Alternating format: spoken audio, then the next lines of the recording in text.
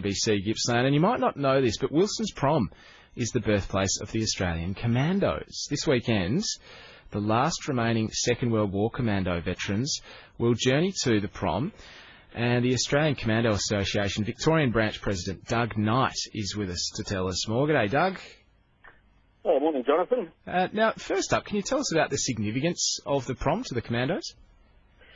Well, the prom is really the birthplace in 1942. There was a special mission sent out from Britain to assist Australia in establishing a specialist part of the military, and they required a really secluded and difficult location. So Wilson's Prom was selected, and there were 8 original independent companies of Australians and New Zealanders who went there and undertook the training in the very rugged terrain. Yeah, well, it's just beautiful, beautiful country, and so special to a lot of us. But I guess for you, it would hold a pretty special place in your heart in the history of the Commandos.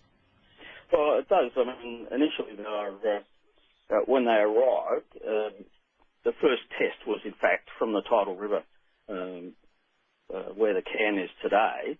All aspiring young commandos were tasked to run to the top of Mount Oberon and back, and if they didn't do that in a required time frame, they were just put on the trucks and sent back to their units. Oh. So that was the first test. And so that's significant to us because there's currently a little project being conducted with some local support down there to try and get funding to actually make a walking track up to Mount Oberon, which will complete the actual current circuit that's down there. Or a running track, depending on what you want to do. Yeah, exactly. Yes, I'm not quite sure that at my stage in life I'm keen to run up it. I'm more than happy to walk. What were the other sorts of tests that they would run at the prom? Well, it was really, and it was later renamed the Guerrilla Warfare School, which is probably the more appropriate one, is that they were taught field survival, weapon handling, demolitions, close quarter battle, field exercises, survival, and those sorts of things. They were down there effectively for just under 3 months, and then they would deploy north. And in fact, many of the operatives and commandos from there fought in Timor, and also in the first independent company that went up and were the initial Australian response against the Japanese. Yeah, right. So just to me, it's such a beautiful, peaceful spot to go and take a breather and take some time out. But it's weird to think of it as a place as training commandos. Who are you referring to when we use the term commandos? In the Australian context, there were young men, very fit men who'd volunteered for service. There were a number of New Zealanders there initially, and so they'd already been trained within the army. And essentially they were members of the RAF, which were volunteers for service overseas. And they'd basically been selected based on their, not so much their education, but their cunningness, their fitness levels and their military skills. And then they'd go down to Wilson's Prom and then undertake a fairly grueling 3-month training process. In the later days of commando training, and certainly when I went through, there's generally about a 40 to 50% failure rate or non-completion rate, and that was evident at that stage as well. Oh, wow. What sort of tests did you go through? What did you have to do? When I went through, mate, it was 2 mile with equipment in 12 minutes, 9 in 90, 20 in 4 hours, and they were cross-country with equipment.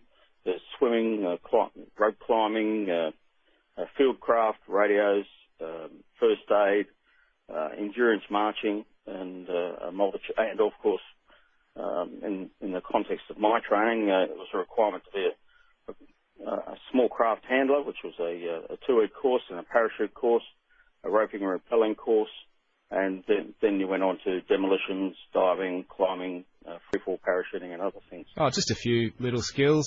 Yeah, boys adventure stuff. Oh, yeah. Wow! What keeps you going through all of that? I mean, you must have had extreme stamina, but what's going through your mind? How do you keep going? Oh, I think firstly it's love of the job. Surrounded by your mates, so there's a lot of mutual support, and also. Certainly when I started in the early 70s, the old fellows from World War II were very active, in coming to present berets and be involved in assisting training and supporting us, and really it's that love of adventure, I suppose. Yeah, and speaking of World War II, you've got World War II Coast Watcher Ronald Lee is going to be involved this weekend. What's his involvement? What's he doing? Well, Dixie was a Coast Watcher, and there'll also be Mr. Burrows, who is also another Coast Watcher.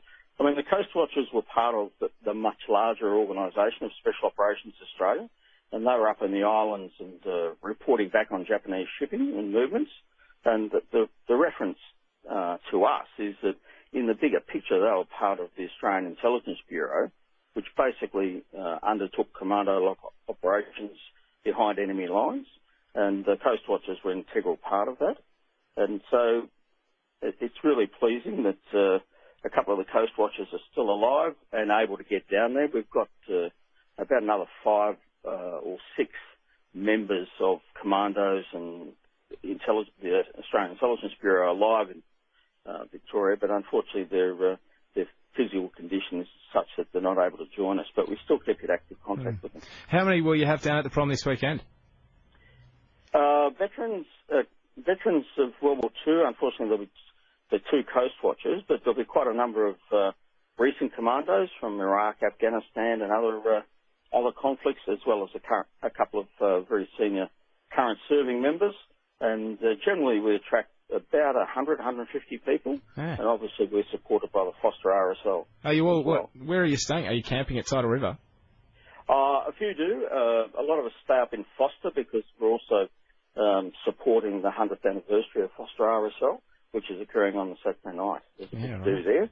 So we're looking forward to that. They always put on a really good do. Yeah, all right. Well, best of luck for it. Have a great weekend. Thanks for having a chat with us, Doug. No worries. Thanks, Jonathan. Have a lovely day. And can you provide some better weather for the prom tomorrow night? Well, what does it say? 15 and partly cloudy. So, yeah, I don't know. It's you know the prom. It's very, very variable down there. Yeah, that sounds good. As long as there's no howling and teeing down with rain. Yeah, all right. Well, good on you. Doug Knight, President of the Australian Commando Association Victoria branch, telling us about a big weekend down at the prom. Now, hold on to your hats.